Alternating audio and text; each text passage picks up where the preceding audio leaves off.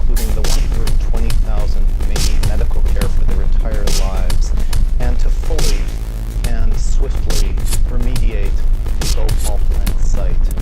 Now, when we acquired Union Carbide 3 years ago, we knew what we were getting, and it's worth $12 billion. $12 billion. We have resolved to liquidate Union Carbide, this nightmare for the world and this headache for Dow, and use the $12 billion to provide more than $500 per victim, which is all that they've seen. A maximum of just about $500 per victim. It is not plenty good for an Indian, as one of our persons unfortunately said a couple of years ago. In fact, it pays for 1 year of medical care. We will adequately compensate the victim.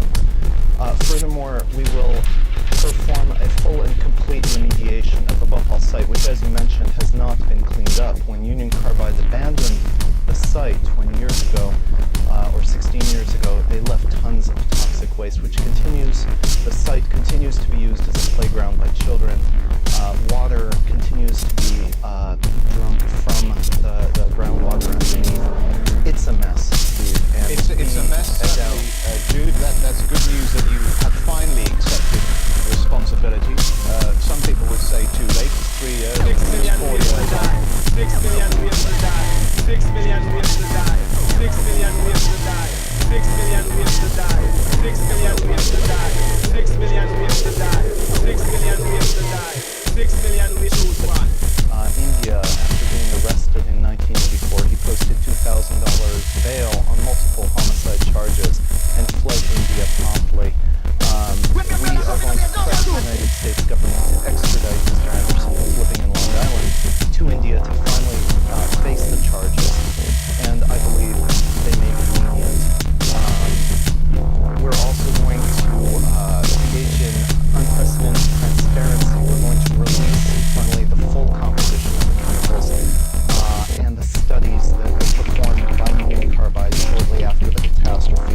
This information has never been released, Steve, and it's time for it to be released in case any of that information can be of use to medical professionals.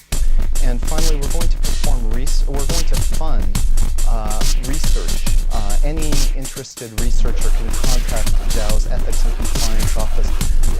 We are going to fund, with no strings attached, research into the safety of any Dow product, whose safety many competent scientists have raised significant doubts about many Dow products, and we do not want to be a company that sells products that may have long-term negative effects on the world.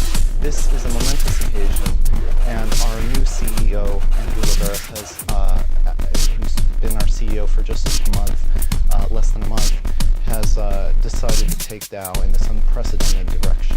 Jude, we will leave it there. Thank you for joining us. Just to reiterate what Jude Finisterra, the spokesman for Dow Chemicals, has just said.